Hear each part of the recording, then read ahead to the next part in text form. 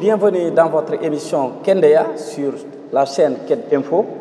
Pour parler aujourd'hui de notre thème, c'est la délinquance juvénile. Nous allons en débattre avec le président du conseil communal de la jeunesse, M. Niakhasso. Bonjour. Bonjour, M. Sissé. Et à ma gauche, nous avons M. Abdou Kader Dansoro de l'AEMO. Bonjour, M. Dansoro. Bonjour, M. Sissé.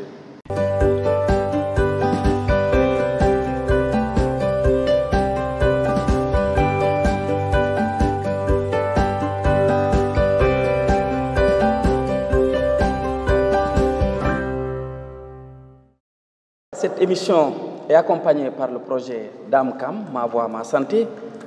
Le projet DAMCAM vise à améliorer l'accès aux services relatifs à la santé de la reproduction des ados et des adolescents dans la région de Kédougou pour une durée de 5 ans grâce à un financement de Affaires mondiales Canada, une initiative de Carrefour International. Bienvenue, donc on le disait, on va démarrer cette émission avec M. Sassimiti Niakhasso qui va d'abord se présenter. Voilà, c'est M. Sassimiti Niakhasso. Merci M. Sissé de l'invitation. C'est Sassimiti Niakhasso, président du conseil communal de la jeunesse de Kédougou et agent municipal de profession et moteur de collectivité éducative, membre de l'ASS nationale régionale de Kédougou. Merci beaucoup. Merci M. Sissé pour l'invitation.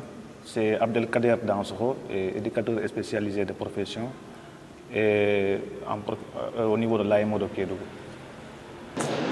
Nous vous rappelons que vous suivez votre émission Kendeya sur Ked Info, une émission accompagnée par le projet DAMCAM. Monsieur Sassimiti Niakhasso, nous assistons de plus en plus à une recrudescence de la violence, des violences dans le Sénégal et aussi dans la région de Kédougou. Est-ce que vous pouvez revenir un peu sur les causes de ces violences? Voilà, merci beaucoup M. Sissé de la question. Il faut reconnaître, en tout cas, ce phénomène aujourd'hui remarquable au niveau du Sénégal en général, en particulier la région de Kédougou. Ces dernières années, nous remarquons quand même une évolution importante de ce phénomène. Alors, il faut rappeler que la délinquance juvénile, c'est tout acte ou infraction commise en tout cas par des mineurs. Alors, pour ça, il faut contextualiser. On peut les situer à 3 niveaux, personnellement à 3 niveaux. Alors au niveau psychologique de l'enfant, dès à présent, dès l'adolescence. Alors au niveau familial, parce que l'éducation au niveau de la famille aussi, ça peut pousser en tout cas cet phénomène chez l'enfant. Mais aussi au niveau social, où en dehors de la vie en famille, les rues, en tout cas en dehors dans la vie en société, en tout cas, peut pousser en tout cas en dehors de la famille, voilà, peut pousser en tout cas un enfant, en tout cas à braquer quand même cette phénomène qui est là de ce comportement qui est cette délinquance juvénile. Voilà, on peut le contextualiser à 3 niveaux, au niveau psychologique, oui, au niveau de la famille et au niveau aussi social. Niveau voilà. psychologique. Niveau psychologique, famille et social, voilà.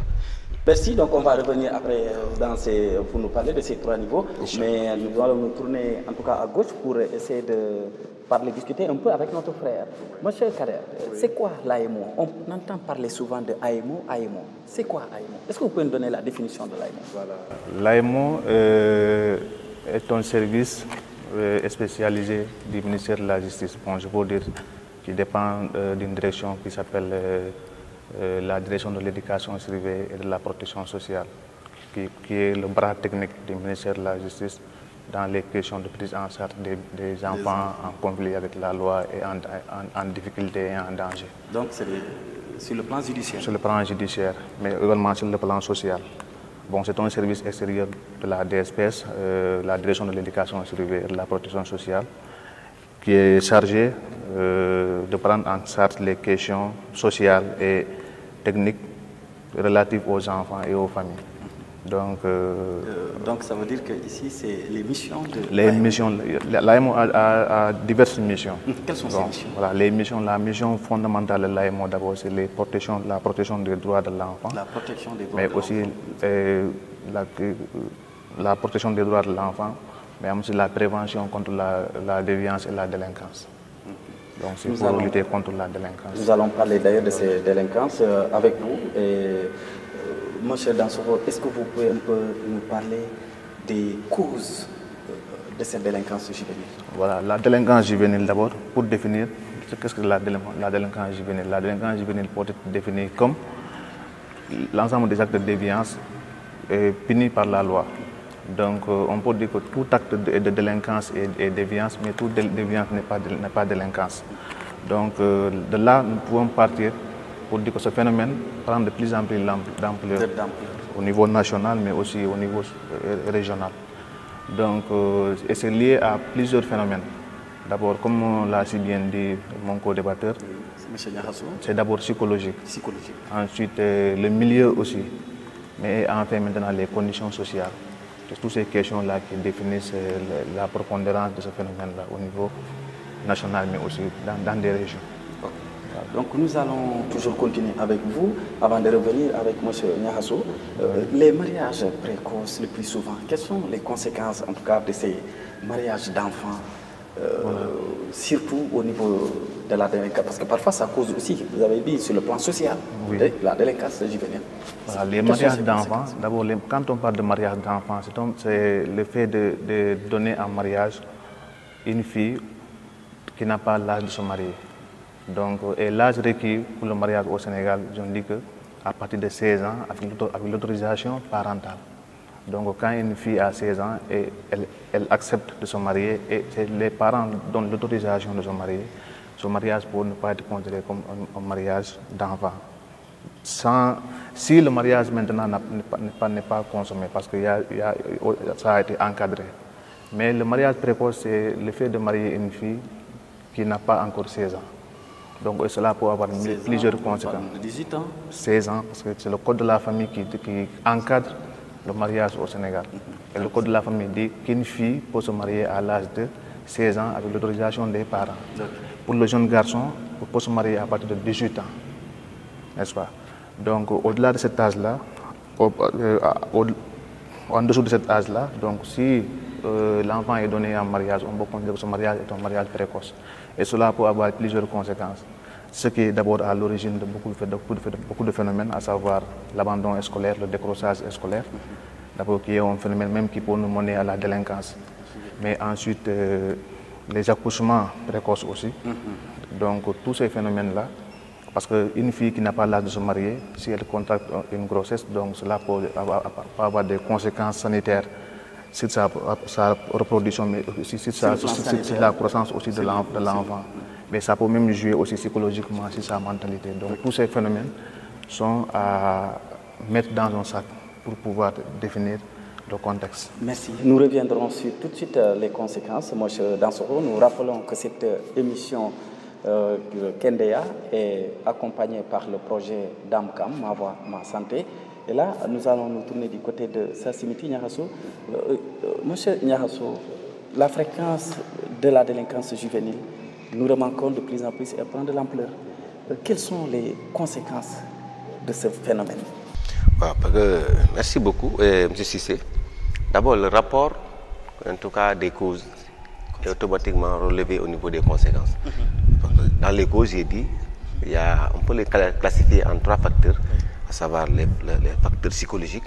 Dès l'adolescence, on peut sentir quand même une certaine mentalité. Si ce n'est pas mis en ordre, ça peut jouer. Voilà, plus souvent. Voilà, l'adolescence, vous savez, c'est en cette période-là que nous ressentons quand même une certaine défiance quand même de l'ado vis-à-vis des parents, vis-à-vis de la société qui se croit assez immature, assez grand. Alors, en ce moment-là, s'il n'y a pas rapprochement entre les parents et les enfants, mais l'entourage de l'enfant, il peut aller lui conduire au niveau de la délinquance juvénile. Alors, je parlais aussi au niveau des facteurs dans la famille, familiale en quelque sorte. Alors, un enfant, non pas social, un enfant dans la maison, alors, qui est marginalisé, qui est maltraité, à un moment donné, va arriver à un niveau de déviance, et puis du coup, ça peut lui conduire à la délinquance juvénile. Alors, facteur social, l'entourage à l'école, on parle de mineurs ici. Quand on parle de délinquance juvénile, on parle de mineurs. À l'école, la mauvaise fréquentation peut pousser en tout cas l'enfant à la délinquance juvénile. Pour arriver au niveau des conséquences, alors, un enfant quand même qui est... Nous avons plusieurs conséquences. Plusieurs conséquences et variées. Et ça dépend aussi des lieux, parce que les contextes un peu diffèrent. Aujourd'hui, un enfant qui a un mauvais comportement, alors il sera tout le temps marginalisé par ses pairs. Par exemple, on était là en classe de 6e, à un moment donné, toi, tu changes de comportement. Alors, les autres n'ont pas changé de comportement. En tout cas, tu seras un peu marginalisé envers tes pairs à l'école. Voilà. L'isolement sera là. Quand tu es marginalisé, l'isolement est là. La conséquence est ça. Alors, motivation, cette manque de motivation de persévérer à l'école, voilà, rien de courage. Alors, je pense que si ces conséquences, et puis le plus important dans tout ça, c'est ce que ça va lui conduire. Parce que là, on parle de début de conséquences. Il y aura un niveau de conséquences, n'est-ce pas, qu'on ne souhaite pas quand même que nos enfants arrivent à ce niveau-là. Alors voici quelques conséquences. Ils sont riches, ils sont très nombreux. Et voici quelques conséquences quand même qu'il faut noter. Merci. Kader, je crois que vous pouvez rebondir sur les conséquences vraiment de cette délinquance juvénile. Les conséquences de cette délinquance juvénile, d'abord, nous avons d'abord la perte d'identité comme première conséquence. Parce que pourquoi? Un enfant qui est mêlé, mêlé dans la délinquance juvénile, donc ça peut produire perte d'identité. Parce que d'abord, c'est son image d'abord qui est remise en cause. Et aussi l'image de la famille, surtout les parents, des jeunes de la famille, des parents. Mais aussi, c'est un fléau aussi qui peut prendre l'ampleur parce que ça peut avoir une contamination. L'enfant qui est mêlé dans ça peut essayer d'influencer d'autres enfants. Donc ça peut mener maintenant à l'organisation des bandes et des clans de malfaiteurs et autres. Donc, mais aussi que nous assistons aussi souvent dans les écoles, un peu partout dans les quartiers, des clans se forment. Voilà, et ça peut conduire à des actes de violence et jusqu'à des morts d'hommes. Donc tout ça, c'est des actes de violence, le banditisme organisé et tout. Donc le chômage surtout, parce que ces derniers qui sont mêlés à la délinquance ne peuvent pas avoir cet esprit de dire que non, je vais aller étudier, avoir de la connaissance ou bien faire un métier et autres pour pouvoir vraiment subvenir à mes besoins, travailler et subvenir à mes besoins. Donc là-bas, ça va augmenter le taux de chômage. Donc tout ça, c'est la déscolarisation, l'abandon scolaire, ainsi de suite.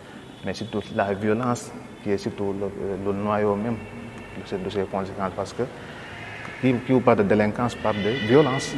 La délinquance est suivie d'actes de violence. Voilà, donc je pense que les conséquences sont énormes.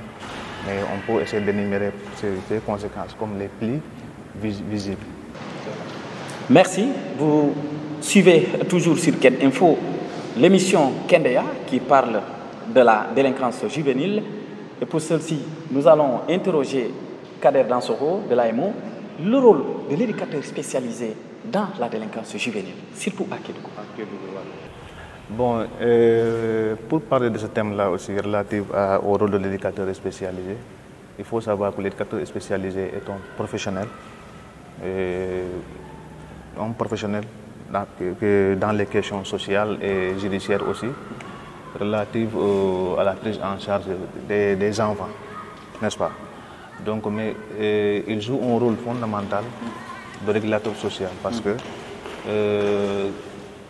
il fait d'abord la prévention contre la déviance et la délinquance. C'est quoi la déviance? La déviance, c'est tout acte contraire à la norme. C'est-à-dire? Voilà, donc il y a des normes qui sont là, qui ont été établies, soit par la religion, ou bien par les normes sociales. Donc si ces normes-là ne sont pas respectées, donc on peut dire que tout acte qui est contraire à ces normes-là est considéré comme un acte de déviance. Ok. Est-ce que, monsieur le président conseil communal de la jeunesse, vous assistez à ces déviances? Tout à fait. Comme l'a dit, hein, même au sein de nos familles, hein, parce qu'aujourd'hui, on parle de déviance, aujourd'hui, un père de famille peut mettre ces normes dans la maison. Alors à telle heure il faut se coucher, à telle heure il faut se coucher. Le refus d'appliquer toutes ces normes-là établies par la société, qui amène la déviance. C'est ce qu'on appelle la déviance. Et aujourd'hui, on assiste à partout. Hein. Même dans les maisons, dans les quartiers, même dans les lois. Qu'en pensez-vous de l'utilisation, surtout parfois, de la drogue? Donc à ce niveau aussi, je vais rebondir un peu sur la question de ces normes-là. L'éducateur spécialisé, donc c'est à lui maintenant de faire revenir l'enfant qui a commis un acte de déviance, le fait revenir à la raison. Par exemple, un acte de déviance ou en milieu familial, le fait de ne pas respecter l'autorité parentale. Donc, un enfant qui a un mauvais comportement à la maison, ou bien un problème de comportement, que je peux dire. Donc, c'est à l'éducateur spécialisé de travailler avec ce dernier-là, jusqu'à ce que le fait revenir à de meilleurs sentiments, qu'il puisse avoir la culture du respect de l'autorité. Donc, parce que c'est là-bas où c'est en milieu familial que d'abord on apprend à vivre en société. Parce qu'en dehors, tout acte qu'on peut adopter en milieu familial, si ce n'est pas un acte respectable, on risque de faire sortir cet acte-là au niveau de la société. C'est à l'éducateur spécialisé de faire la réinsertion. La réinsertion, essayer de discuter. Par exemple, un parent qui a un problème avec son enfant et il ne parvient pas à régler le problème de son enfant, il peut se diriger vers un éducateur spécialisé qui est un professionnel dans la matière. Ce dernier va essayer de maintenant discuter avec l'enfant, suivre l'enfant en milieu familial, essayer de discuter avec ce dernier, de faire revenir à la raison jusqu'à ce que ce dernier puisse avoir cette culture du respect de l'autorité et aussi avoir cette estime de soi, mais aussi le vouloir vivre en société. Donc c'est ça. Et ensuite, l'utilisation des substances toxiques, bon, elle est mauvaise. Ça fait partie de la délinquance. Voilà, de la délinquance parce que c'est un acte de déviance. D'abord, le fait de prendre des substances toxiques, comme la drogue. D'abord, la consommation de la drogue, c'est un acte de déviance, mais c'est un acte de délinquance parce que c'est puni par la loi. Consommation, c'est interdit par la loi.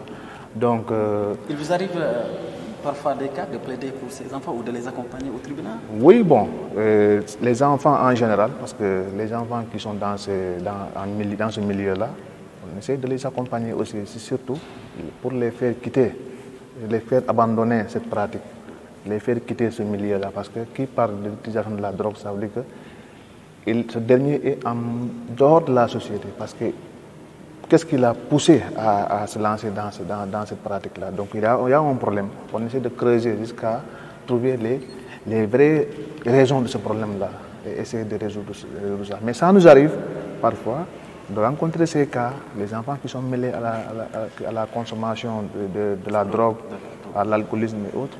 Mais c'est à nous maintenant de travailler avec ce dernier-là pour le faire quitter, de faire abandonner cette mauvaise pratique. Pour faire ce qu'on appelle la réinsertion sociale. Qu'ils participent en tout cas aux activités dans la société, dans la famille, mais de manière normale. Avoir cette culture du respect et surtout de la présentation. Merci. Ça, Simiti, je crois qu'à Kédougou, nous avons eu à vivre plusieurs cas. Si on se rappelle, donc, du côté de Bignessou, mais aussi du côté un peu de Makou, avec parfois des jeunes filles ou des jeunes femmes qui mettent au monde, mais voilà, donc qui passent à des mauvais comportements. Mais vous vous rappelez un peu de Kédougou, de Bignessou la fois dernière? Oui, Bignessou, on se rappelle. Peut-être ça a été plus visible parce qu'il y avait eu mort d'homme, mais aujourd'hui, nous remarquons quand même cette évolution énorme du phénomène des cas pareils, des petits gangs qui se forment dans les quartiers. Allez-y au niveau de ces boîtes, comme Noblesse. Moi, parfois, je fais des tours pour effectivement vérifier ce qui se passe. Aujourd'hui, à l'époque, quand on parle des années 80, 90, jusqu'à 2000, c'était pas facile de voir un ado ou un jeune qui a des bières en consommant publiquement. Mais faites des tours à ces lieux, vous verrez aujourd'hui un enfant qui n'a même pas 17 ans, 16 ans, flagrant sans hésiter. Alors nous assistons quand même à cette évolution énorme de cette délinquance. Je pense que autour de l'émission, nous allons quand même préconiser des solutions quand même pour remonter à ça. Et tout récemment aussi, je pense que le débatteur ne me laissera pas mentir, il y a eu des cas aussi avec des pilules que les gens vendent à l'heure là au niveau de Kédougou. Alors, des cas arrivent au niveau du tribunal, au niveau du commissariat, vous voyez.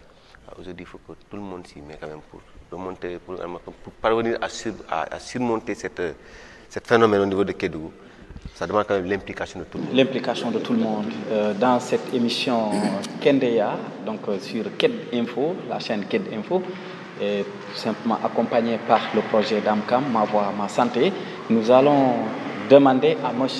Abdoukader Dansokho, éducateur spécialisé au niveau de l'AMO. Monsieur Dansokho, oui. Quelles sont en tout cas les solutions que vous préconisez? On va revenir avec M. Niahasso aussi.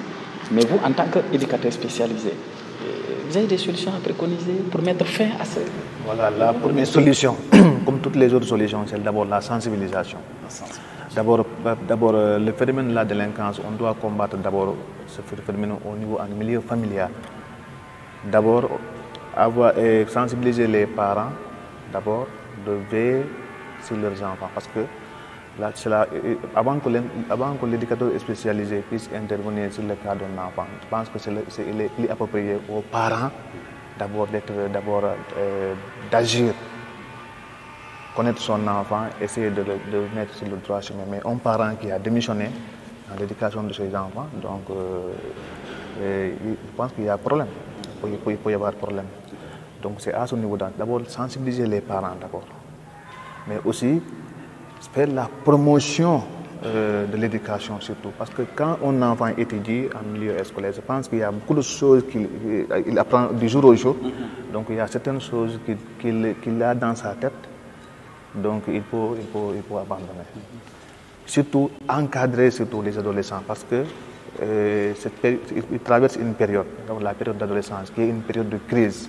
Parce que dans cette période-là, l'enfant ne se retrouve pas. Il est en conflit permanent avec les deux générations. Il se considère d'abord comme un majeur et les majeurs le considèrent comme un enfant. Et lui, il ne se considère pas comme un enfant. Donc, on doit surtout accompagner ces enfants-là à traverser cette période-là. Parce que c'est une période tumultueuse. C'est dans cette période même que voilà, si l'enfant n'est pas encadré, accompagné, donc forcément que ce soit une jeune fille ou bien un jeune garçon, il risque de dévier. Merci. Vous êtes d'avis, je crois. Je suis d'avis. Si ce n'est que juste augmenter quand même certaines solutions, je pense que encore plus pragmatique et plus rentable. Aujourd'hui, en plus de ce que M. Danso a dit, les solutions d'abord c'est dans la sensibilisation, mais aussi réduire, n'est-ce pas, ces lieux. À Kédougou aujourd'hui, dans chaque quartier, vous verrez là on vend des bières, des débits de boissons. Alors aujourd'hui, je pense qu'aujourd'hui il faut que nous sensibilisions ces vendeurs, parce que même s'ils sont dans les règles, de ne pas vendre aux ados. Quelqu'un qui me disait, quelle que soit l'envie d'avoir cet argent, l'envie de se développer, ne peut vendre aux enfants. Et ça passera par la sensibilisation, comme l'a dit M. Danson. Et promouvoir la construction des établissements pour traitement. Aujourd'hui, un enfant qui est en phase avec la loi, en mêlé avec la loi aujourd'hui. Les ados peut-être qui sont là-bas avec l'AMO, qui sont protégés avec l'AMO, s'ils sortent, on doit les amener dans ces établissements-là, pour les insérer, pour les accompagner psychologiquement, les éduquer aujourd'hui sur le plan professionnel, pour qu'ils parviennent à sortir. Mais nous avons des enfants qui sont dans ce phénomène de délinquance, mais qui ne sont pas, qui sont à l'école, qui sont des élèves. Là, c'est au niveau social. Aujourd'hui, à l'école aussi, je vais taquiner aussi les enseignants parfois. Les enseignants, un élève qui vient en retard, tu le renvoies. Alors, dès que tu le renvoies, il n'a pas d'occupation, il va aller où? Il va aller chercher un ami qui est là-bas, qui n'est pas à l'école. Du coup, cette discussion-là, le renvoi-là, il faut chercher quand même ce renvoi-là pour pousser l'enfant, n'est-ce pas, à changer de comportement, à rejoindre la rue. Et du coup, ça joue. Il faut que les enseignants aussi accompagnent au niveau social, au niveau familial d'abord, mais aussi au niveau social, au niveau de l'établissement. Il faut que les enseignants ont certaines méthodes pour corriger ou pour montrer, n'est-ce pas, une autre méthode pour que l'enfant ne vienne pas en retard, mais pas de le renvoyer et de le laisser dans la... Je vous entends bien. Oui, vous allez augmenter. Mais si je l'entends, il parle un peu de moniteur, hein, parce que là, je crois que c'est les moniteurs qui utilisent tout ça. Comme il l'a si bien dit aussi, le fait de... Je pense que la vente de boissons alcoolisées aux mineurs est interdite. C'est formellement interdit de vendre de la boisson parce que alcoolisée aux enfants. Je pense que ça, c'est interdit. Il faut plus de vigilance, surtout, avoir cette culture de dénonciation, surtout ne pas rester sensible à certaines pratiques, parce que ça risque de porter atteinte même au bon fonctionnement de la société. Donc, mais ensuite, concernant un milieu scolaire aussi, comme il l'a si bien dit, un enfant qui a été renvoyé par son professeur, sans que ce dernier puisse évoquer des raisons valables, Donc l'enfant va rejoindre la rue. Ou le fleuve. Voilà. Ouais. Donc en milieu familial aussi. Les parents Et surtout à Kédougou. doivent être des parents modèles. Tout. Parce que l'enfant copie sur le parent d'abord. Quand un parent n'est pas un parent modèle, l'enfant va copier sur lui. Ok, donc là, je Donc, profite de là-bas, l'occasion voilà, pour donc, vous poser la question. Oui. Les responsabilités des parents, c'est quoi la responsabilité des parents? La responsabilité des parents, cela veut dire que les parents ont une part de responsabilité dans l'éducation des enfants. Si les enfants échouent, sont dans la délinquance, ça va de la responsabilité des parents. Parce qu'on peut considérer que le parent a failli à sa mission. La première mission du parent, c'est quoi? Éduquer son enfant. L'enfant a des droits, bel et bien l'enfant a des droits, mais a des devoirs aussi. Et le parent d'abord doit respecter le droit de l'enfant. Les droits de l'enfant. Les droits de l'enfant, c'est quoi d'abord? Dès sa naissance, donner un nom à l'enfant, l'enregistrer, mais aussi protéger l'enfant, l'enseigner, l'inculquer des valeurs surtout. L'inculquer des valeurs. Ça va de la responsabilité des parents. Parce qu'un parent qui n'inculque pas des valeurs, certaines valeurs de la société ou bien certaines valeurs qui sont incluses dans notre milieu familial. Donc là-bas, ce parent, ça va de sa responsabilité. Si l'enfant là se retrouve dans la rue et est plongé dans la délinquance, là-bas, c'est sa responsabilité. Donc c'est aux parents d'abord de veiller à l'éducation de leurs enfants. Un phénomène qui est actuel, d'actualité. Et ces derniers ne doivent pas démissionner. Quelle que soit la difficulté qu'ils rencontrent avec leurs enfants, ils ne doivent pas démissionner. C'est le phénomène surtout des réseaux sociaux. Des enfants qui sortent pour dire n'importe quoi sur la délinquance juvénile. Est-ce que c'est là que je disais à mon co-débatteur surtout, parce qu'aujourd'hui, il faut que la sécurité, que nous accompagnions la sécurité d'abord. Moi qui vous parle, je ne suis pas du genre à fréquenter les boîtes. Mais parfois, à cause de ces phénomènes, je fais des petits shows dans ces boîtes. Mais je vous dis, je vois des enfants, des ados de 12 ans, 13 ans, des filles de 12 ans, 13 ans, qui s'adonnent à l'alcool. Mais aujourd'hui, l'enfant là, si on prend l'enfant là qui s'adonne à cet alcool, on lui pousse là, qui t'a vendu ça? Déjà, la loi a interdit ça, de ne pas vendre des boissons alcoolisées aux enfants. Je pense que tout ça là, ça peut nous aider. C'est le plan de la familiale aussi. Alors, la négligence. Il faut que les parents soient très vigilants. Aujourd'hui, ton enfant n'est pas habitué à se coucher, n'a pas l'habitude de venir à 0 heure. S'il commence à venir à 0 heure, il faut tout faire pour que ça s'arrête. Dès les premiers signes. Parce que si tu ne parviens pas à régler ça, c'est la rue qui va l'éduquer. Après, la déviance va s'imposer à la maison sur les parents. Alors, comme il a dit, quel que soit alpha, les parents ne doivent pas abandonner sur l'éducation des enfants. Ne doivent pas abandonner. Les parents, la responsabilité est partagée. Okay. L'enfant a des droits, mais a des devoirs. Mais la responsabilité la vraie responsabilité incombe aux parents, parce que c'est l'éducation des enfants incombe aux parents en premier lieu. Quand les enfants n'ont pas droit à l'éducation. Voilà, l'éducation. Quand on parle d'éducation, on ne parle pas seulement d'aller étudier si tu vas à l'école et autres, mais des valeurs surtout. Les valeurs dites à l'enfant. Ça, c'est formellement interdit. Ça, c'est comme ça qu'un homme doit réagir. Un homme doit avoir cette culture-là, comme ça. C'est ça qu'on parle. Et le parent lui-même doit refléter ça d'abord. L'exemplarité. Doit donner l'exemple. Voilà, donc, ton comportement, ta façon de faire, ta façon de parler, l'honnêteté qui est en toi, tout. Donc, l'enfant va copier, parce que l'enfant copie il regarde d'abord son parent, il copie sur ce dernier.